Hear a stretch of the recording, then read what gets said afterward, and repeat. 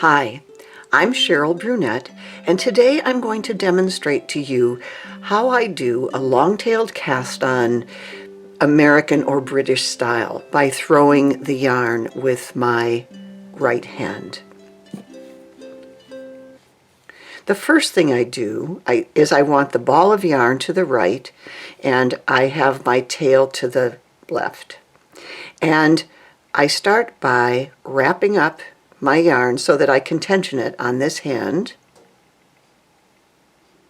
That's just my way of doing it. And there are two ways to start this cast on. The first one, you don't even make a slip knot. You simply lay that yarn over the needle.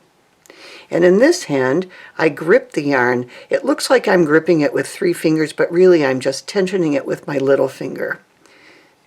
Maybe the second finger sometimes. So I lay my thumb on there. I come around. It makes a cross right there, a kind of loop.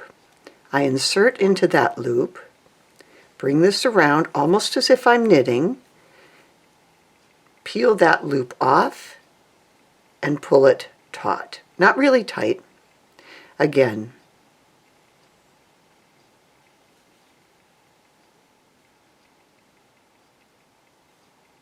Oops.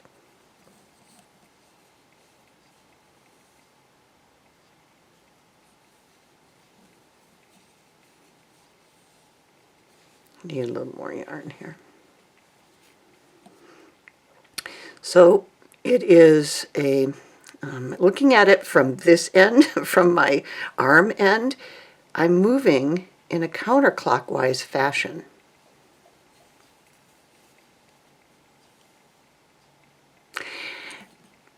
A second way to start it is with a slip knot.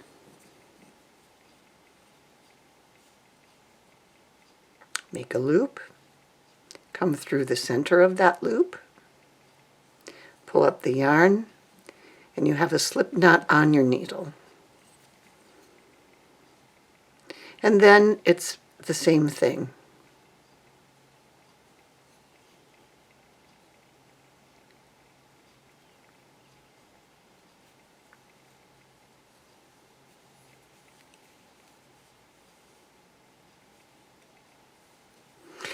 Some people might think that this is a slow technique compared to the slingshot method, but once you get rolling with it,